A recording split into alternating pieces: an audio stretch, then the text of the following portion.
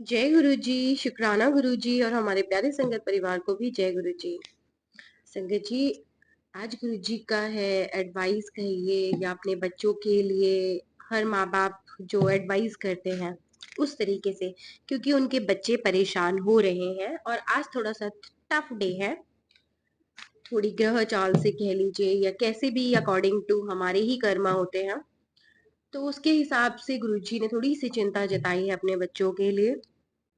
तो जाहिर सी बात है चिंता उन्हें होगी भी, क्योंकि हमने पूर्ण समर्पण जो किया हुआ है कि गुरुजी आप ही संभालें, सब कुछ आप ही करें। तो फिर गुरुजी की साइड से मैसेज आया आप सभी के लिए। मैसेज शेयर करने से पहले आप और हम मिलके करेंगे गुरुजी का मंत्र जाप। ओम नमः शिवाय, शिव जी सदा सहाय। ओम नमः शिवाय, गुरु जी सदा सहाय। जय गुरु जी। शुक्राना गुरु जी। गुरु जी का मैसेज था कि जो भी संगत ऐसे हैं जो बहुत शॉर्ट ब्रीथ लेते हैं, छोटी सांस लेते हैं, लाइक बहुत कम टाइम में इनहेल एक्सेल करते हैं, सांस लेना और छोड़ना, तो उनको मोस्ट ऑफ टाइम बॉडी में जो उनकी ब्लड वेन्स हैं उनमें प्रॉब्लम दिखेगी। ठीक है, कलेजे पे भारीपन रहना और बहुत सारा जैसे एयर, हवा, गैस्ट्रिक, कॉन्स्टिपेशन की पर ये सब प्रॉब्लम आएगी और उनको ऑक्सीजन की प्रॉब्लम होगी। ठीक है, कुछ इस तरीके से था।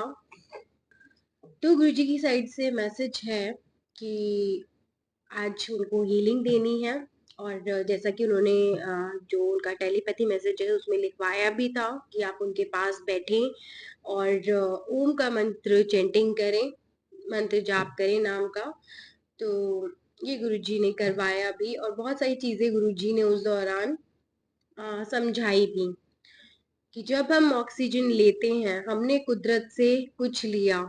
ठीक है, हमने ऑक्सीजन लिया ना, तो हमारी जो सांसें होती हैं वो खुद ही ओम का साउंड क्रिएट करती है। जब हम ओम बोलते हैं तो इनहेल होता है और ओम ऐसे आते हैं, तो कंप्लीट में वो एक्सेल हो जाता है।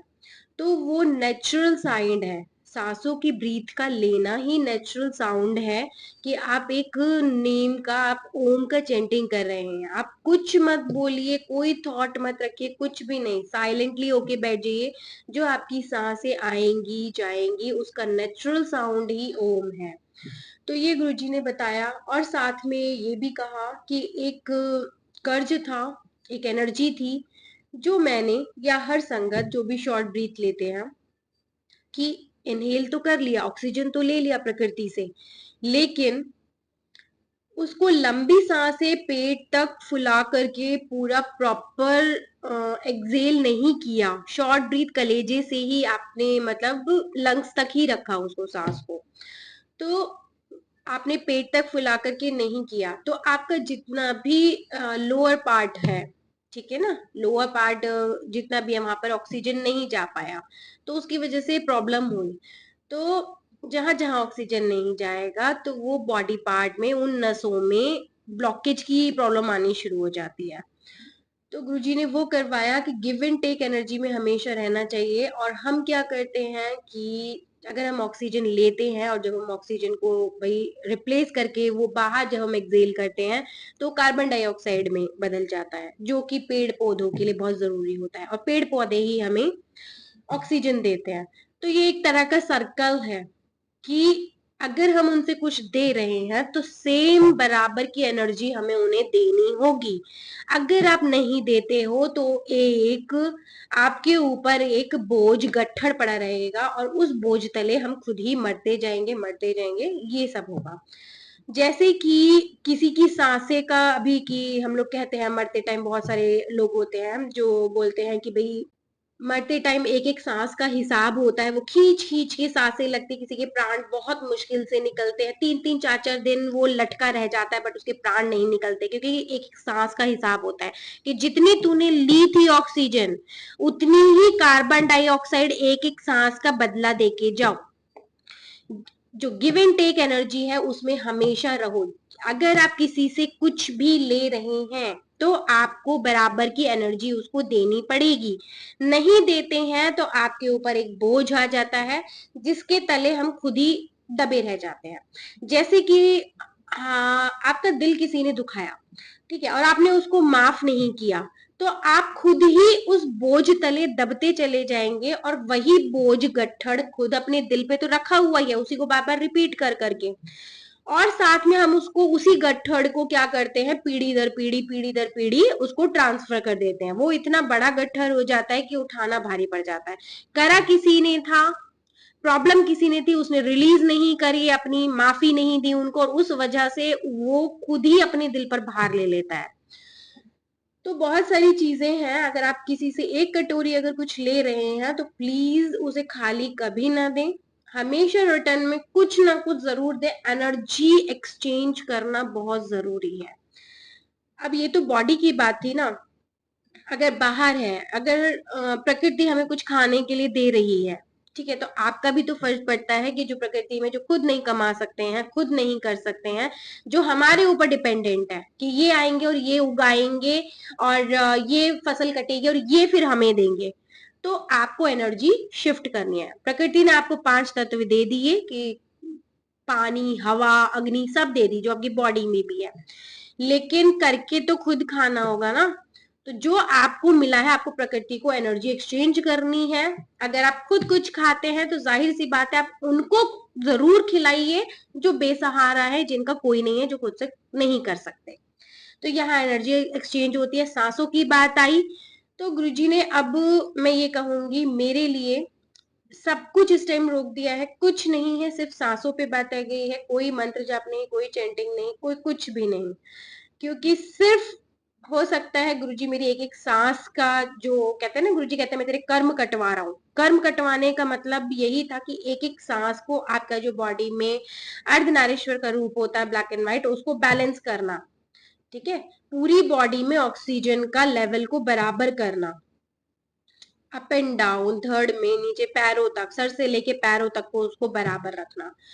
क्योंकि ऑक्सीजन हमने ले ली बट हमने पूरा अच्छे से कंप्लीट एक्सेल नहीं करा, तो उससे क्या हुआ कि एक तो प्रकृति को नुकसान, क्योंकि हमने कार्बन डाइऑक्साइड प्रॉपर नहीं दी उनको रिटर्न में, ऑक्सीजन तो ले लिया। ये एक शिव शक्ति की ही जोड़ी मानिए, या राधा कृष्ण की जोड़ी मानिए, या दोनों में शिव और विष्णु की जोड़ी मानिए, ठीक है, तो ये भगवान वही है कि सांसों की माला पे सिमरू में शिव का नाम, पी का नाम, वटेवर आपको जिसका देना है आप वो करिए। तो ये आना जाना जो सांस का है, ये वही है।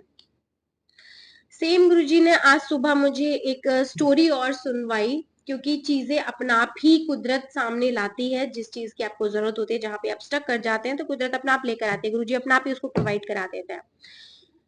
तो एक स्टोरी आई थी कि ऑलरेडी पुराणों में, वेदों में लिखा हुआ भी है कि जब विष्णु जी और ब्रह्मा जी में ये फाइट होने लगी कि मैं तुम्हारा पिता हूँ, मैं बड़ा हूँ, मैं बड़ा हूँ, मैं बड़ा हूँ, तो शिव जी ने एक स्तंभ जो है वो मतलब क्रिएट कर दिया गया कि आप जाकर के चेक कीजिए, जो भी इस स्तंभ को सबसे ऊपर जाकर देख लेगा जहां पर ये खत्म हो रहा है, वही विनर होगा। सेम स्टोरी कोरिलेट करते हुए दूसरी आई कि एक व्यक्ति था, उसने एक तांत्रिक से एक भूत खरीदा, कि उसकी बहुत सारे फैक्ट्रीज थी, बहुत सारा सब कुछ था, काम जो होता है उसका ऑफिशियल, बहुत कुछ था। तो उसने, एक तांत्रिक ने बोला उसे कि आप लीजिए, ये मेरे पास एक भूत है, आप जो भी इससे काम कहेंगे ये करेगा, आप बस इसको ऑर्डर देना, ये करेगा, ठीक है, तो जो भी आप इसे ऑर्डर दोगे ये करेगा। तो कहता है ठीक है, ये तो बहुत अच्छी बात है, मेरे तो बहुत सारा काम है, मैं ठीक है कर लेता हूँ, मैं इसको ले जाता हूँ और ये मेरा काम कर दिया करेगा। लेकिन ठीक है, और वो बहुत अच्छे से काम भी कर रहा था, जो भी ऑर्डर देते, जो भी वो व्यक्ति ऑर्डर देता तो वो भाग भाग के वो भूत कर देता था। फिर उसके बाद क्या हुआ कि ऑल द टाइम तो काम नहीं हो सकता ना, 24 घंटे, तो वो जैसे ही वो काम ऑर्डर रुकता, वो खुद भूत उसे खाने के लिए आने लगता। तो उसी गांव में, उसको जहां वो रहता था, तो एक और बाबा थे, तो उन्होंने उनसे जाके पूरी बात बताई कि मैं ऐसे ऐसे एक भूत ले आया हूँ, और जैसे ही मैं उसे ऑर्डर देना बंद करता हूँ वो मुझे खाने के लिए दौड़ता है। तो फिर उन्होंने कहा कि तुम एक काम करना, तुम अपने घर के बाहर एक जो खंबा है, आप वहां पर जाना और उस भूत से ये ऑर्डर देना कि जब आपको लगे ना कि आपका कोई काम नहीं बचा है, कोई ऑर्डर नहीं है, तो आप सीधा सीधा उस भूत से कहिएगा कि इस थंब पे चढ़ो और उतरो। चढ़ो और उतरो, ऊपर इसके ऊपर चढ़ जाओ, बैठ जाओ, फिर नीचे उतर जाओ, ऊपर चढ़ जाओ और बैठ जाओ। यही उसको काम दिया गया और वो यही करता रहता था। तात्पर्य ये था कि बिजी टाइम में तो, और ये जो भूत था यही हमारा क्या होता है, मन होता है, ठीक है, जो हमारे ऊपर हावी हो जाता है। या मैं कहूँ ये सांसों की डोरी अगर मैं रोक दूं तो यही हमें खाने के लिए आ जाएगा और हम मर जाएंगे। तो इसे हमें हमेशा बिजी रखना है, ठीक है, कहते हैं ना मन को हमेशा ऑर्डर देना है हमें कि जाओ ये करो ये करो ये करो। मन को हमारे ऊपर हावी, भूत को हमारे ऊपर हावी नहीं होने देना है, हमें उसके ऊपर हावी होना है।